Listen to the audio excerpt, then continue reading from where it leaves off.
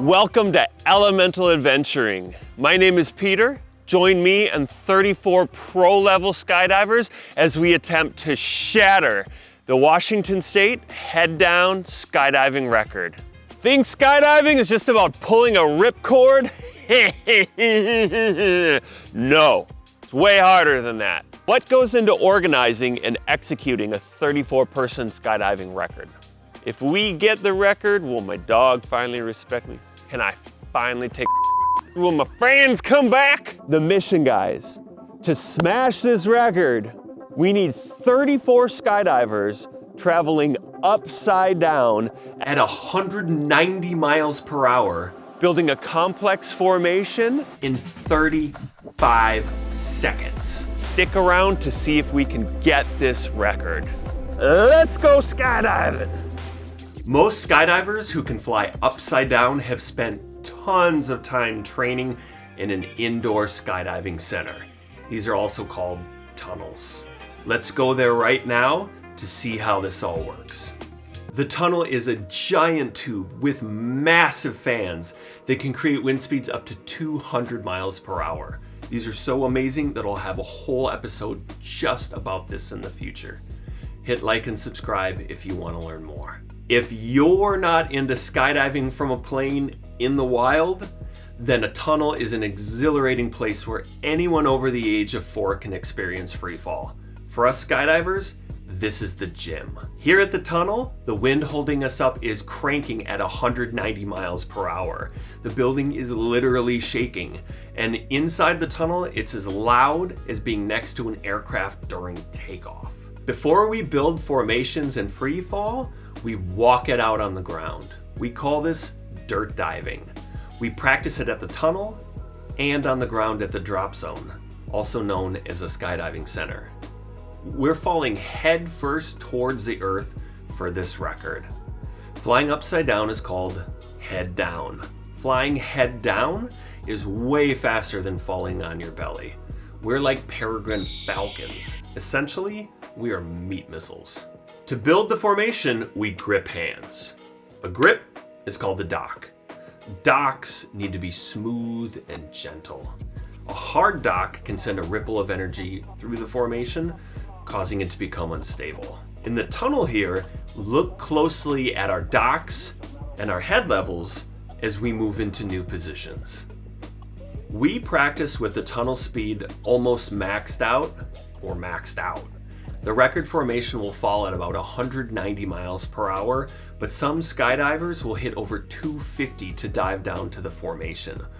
We'll go into more detail about this in a little bit.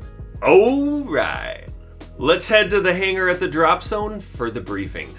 We're here this morning at Skydive Kapowsin, where the event is happening. Ooh.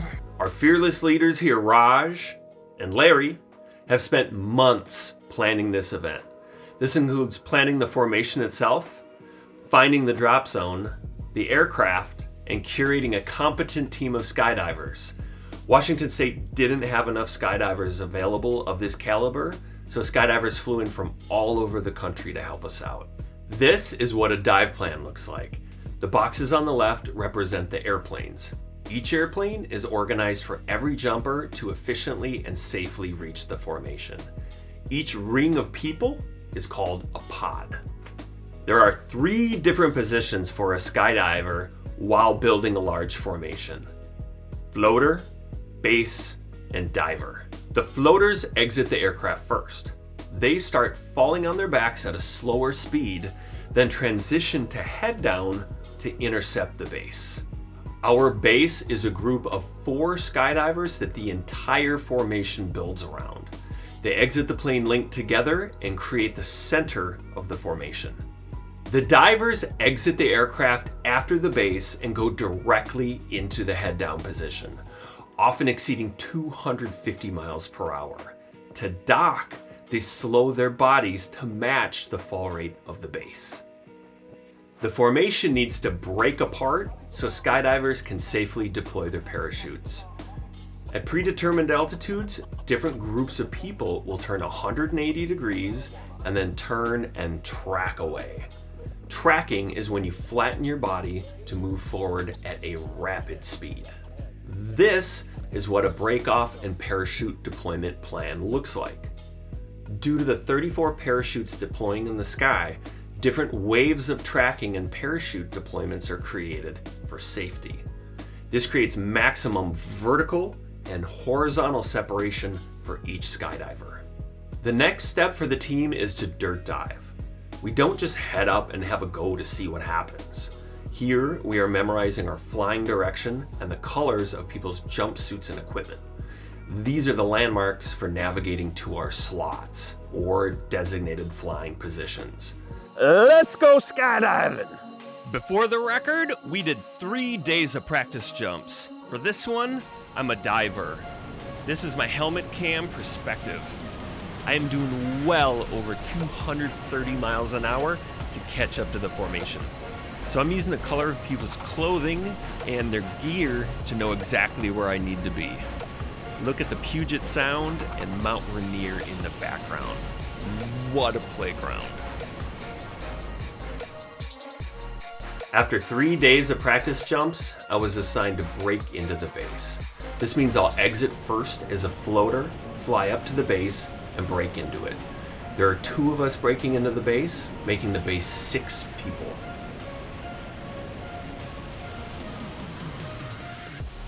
Not everything always goes to plan, especially when we are trying something new.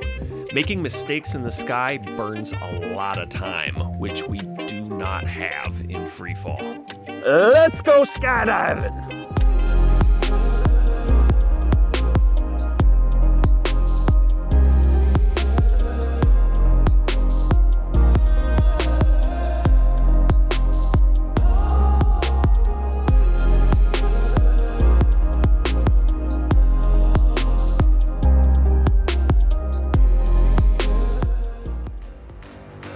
Yo, how cool is this? Chilling with my friends with a mountain view. We're actually flying right over my house. How did I get here? From the moment I could walk, I was running and jumping off everything I could find. Fast forward to the year 2003 and my buddy shows me the most incredible video imaginable. This French dude named Loic Jean-Albert flew a wingsuit from a helicopter, dropping down and skimming a snowy mountaintop. It blew my mind. I didn't know any of this existed. Right then and there, I was hooked. I did my first skydive and dove head first into air sports, and I have never looked back. I spent years jumping and wingsuiting from airplanes, learning to fly parachutes, playing and working in indoor skydiving tunnels, base jumping, and flying off mountaintops in my Speedwing. I love flying just my body at high speeds. It feels like absolute freedom. I think formation skydiving is so amazingly complex, surreal, and difficult. That's why I chose this to be the first episode for Elemental Adventuring, my YouTube channel.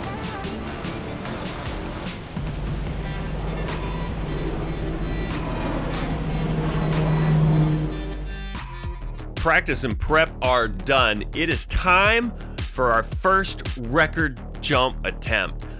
It is cold sitting here in the door waiting for that green light, and this is the only time that I actually get performance butterflies. My slot is to climb out here first with my buddy in orange. He will let go of the aircraft first, signaling the other plane that it's go time.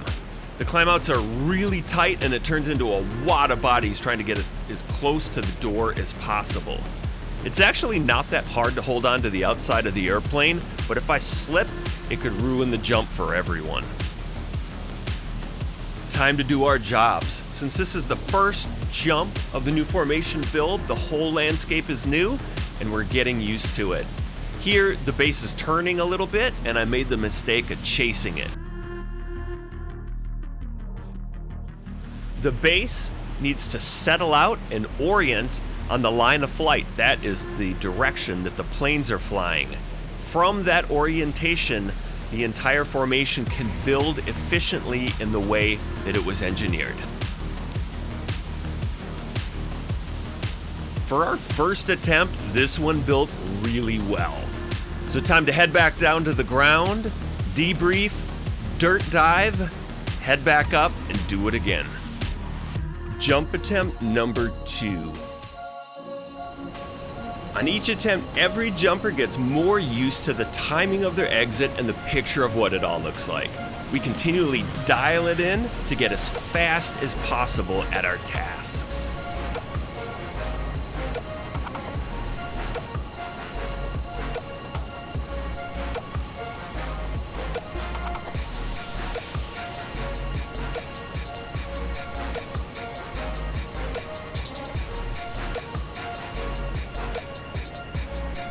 Here, I'm flipping the camera angle so you can see what it looks like from a normal perspective. Can you see where we still need to complete this formation? We were so close.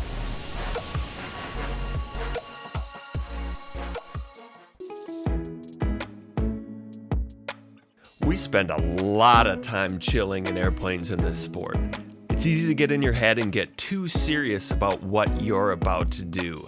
We perform far better when we are relaxed and in a playful state of mind. That positivity allows us to not only accomplish great things, but actually enjoy the process along the way. And if I'm not wrong, then you're not right. I'm never wrong when it comes to my mind. It's not about what you look for, it's what you find. And if I'm not wrong, then you're not right. I'm never wrong when it comes to my mind. It's not about what you look for, it's what you find. It's who you find. Not wrong, then you're not right.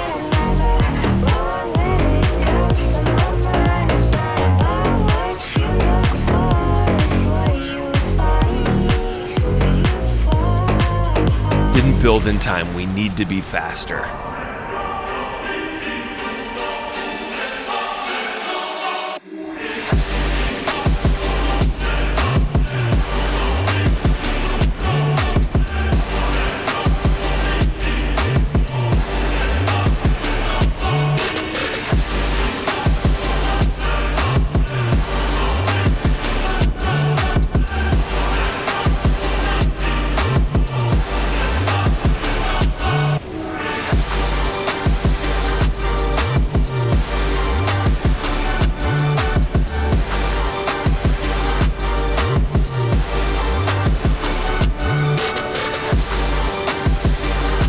We were so close.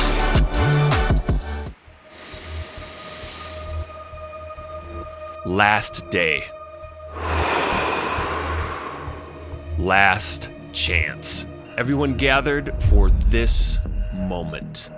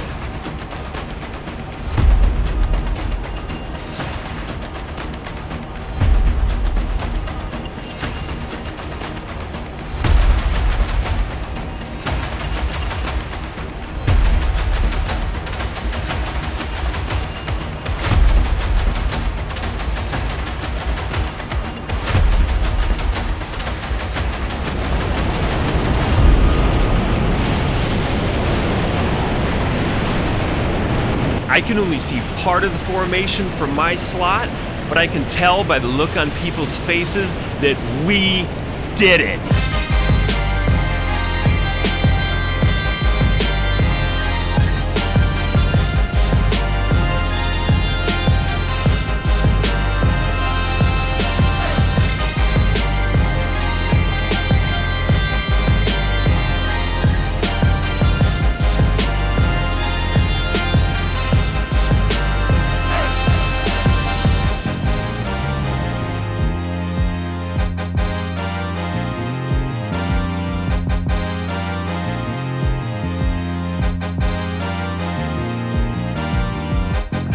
Yeah!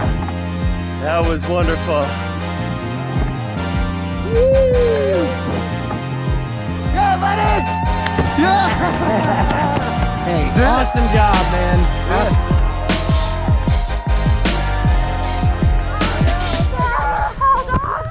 Wow, that was so fun and awe-inspiring that my heart hurts. Thank you for joining me. Hit subscribe so you can come along on the next adventure. I'm heading out now to train with my base jumping gear. We are then going to head to Norway and jump off a 3,000-foot cliff with my buddies. It is one of the most beautiful places on the planet. We are in for a surprise that we could have never dreamt up. Let's go.